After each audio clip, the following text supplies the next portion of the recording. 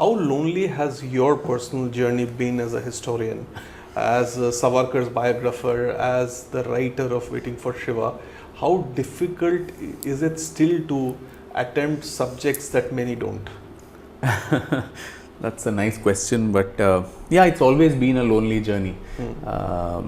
And with complete lack of any kind of institutional support, which is why what I did not get, I'm trying to give that to others. Yes. Nobody held my hand. Nobody told me also how to navigate this whole, field of landmines, which had bombshells going on your face at every step. The kind of vituperative attacks I faced even during the Savarkar biography. There was a gang up and witch hunt, and daily there was some hit job being done, Wikipedia pages being, vandalized, court cases happening, all of this. And at that time you realize that you're in this fight all alone. But it is a dharm yudh. And unless you are strong enough. Before I was very, very sensitive about these things. I'm also an artist, considering I've trained as a Carnatic musician. Artists are sensitive people, and I get very, very hurt by these anonymous people who don't even know me to ascribe motives.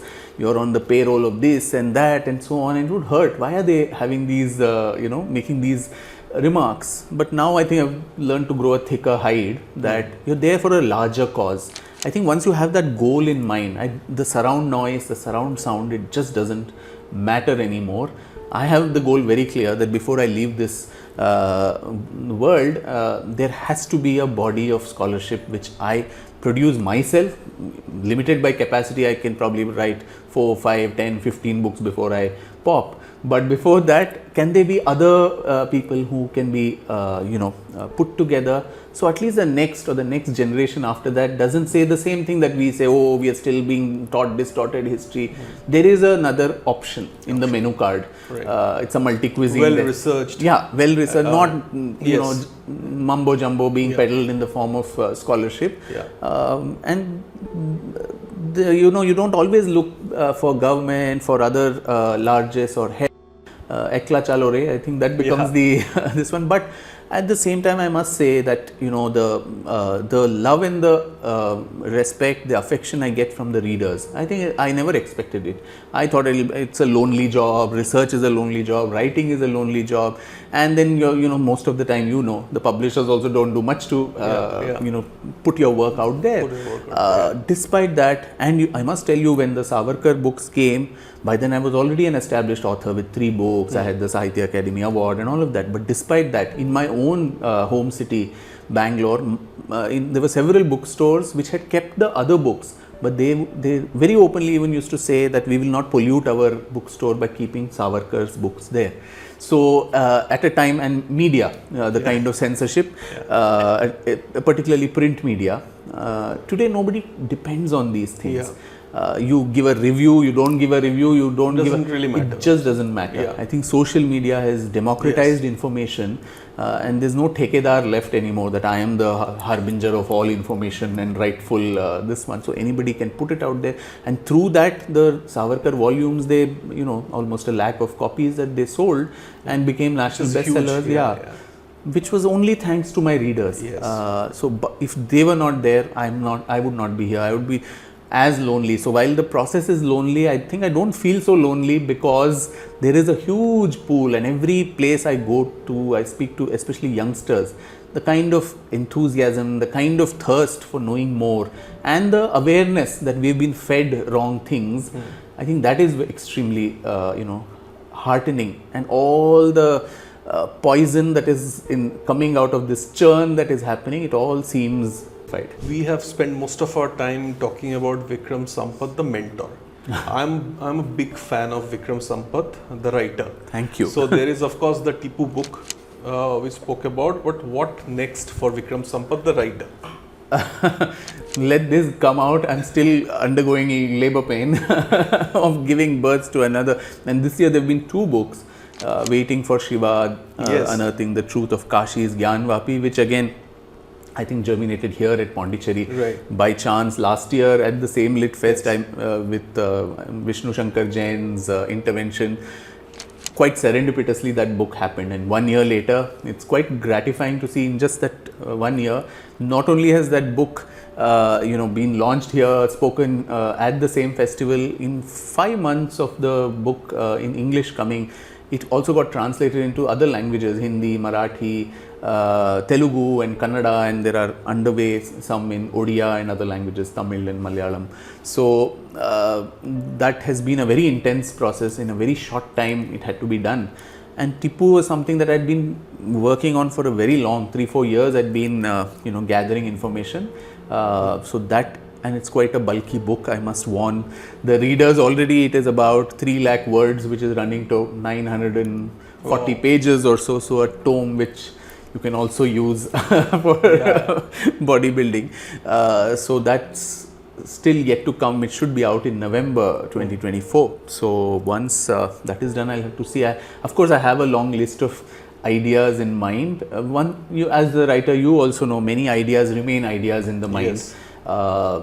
So till they are actually concretized, best is not to probably even speak about some of these ideas. Right. The last question, Vikram. Yeah. I know you're pressed for time, but this is perhaps more for me than for our listeners. When you do this thorough research and you're a trained historian, so when you write about Savarkar, you can perhaps dissociate yourself from the person you're writing about. But when you did your new book, Waiting for Shiva, you're also a devotee. So you're passionately involved with the subject. Yeah. In this case, Lord Shiva. How do you do justice to the book then you're writing? And it's not just about a book about a god. It can also be a historical character which you are very biased, positively biased towards. Correct. So this is almost a personal question, and also those of our viewers who would want to write books or already write books. How does that writing process work? No, I think When you suppose intensely hate someone or intensely like someone. correct. So biographies, particularly if you're writing about a person, I call biographies as almost like a process of falling in love. Right. Initially you pick up a subject because you're fascinated by him, her, whatever, and that you're literally, and then there's a long process of you're dating the person where you're trying to know everything about that person, gather all the information, and sometimes your opinion may change, the love affair may break, it may continue. But I think a historian or a biographer, one of the cardinal principles that he or she is called upon is, at the time of committing it to paper, you're expected to you cut off your emotional attachments. Otherwise, there's a very thin line between a hagiography and a biography. Right. So you have to present all aspects of the character. Mind you, by the end of it, you would know more about the subject than the subject perhaps himself knew about himself. You have seen a 360-degree view of that person, what others thought of him or her, and vice versa. So a historian is almost called upon to become a moral eunuch, where you are not allowed to take stands. And I think that test of objectivity comes there. Have you critically analyzed the sources? Have you critiqued? It's a tough process. It's a tough process, but unless you do that, so that's why most of the, even right from the titles of the book, it is just called Savarkar. The book's title is Savarkar. I have not said Veer, Maafi Veer. That's for the reader to make up. What you, Similarly, Tipu Sultan, no, I'm not calling him tiger, I'm not calling him tyrant. You please read it, and if you want to switch to either of this, that's up to you. Don't infantilize your readers, and you don't have to dumb things down. And right from the title, you don't have to show your prejudice one way or the other. So a historian's job is just to illuminate the archives, bring the material into public domain in as dispassionate a manner as possible, without passing too many value judgments. Because how do you evaluate characters of the past by yardsticks and standards you set today? That's also an important thing to see. Most of them product of their circumstances. So analyzing the context. So I think it's a vast process of putting many strands together and leave the rest to the intelligence of the reader to make up his or her mind as to what their opinion needs to be.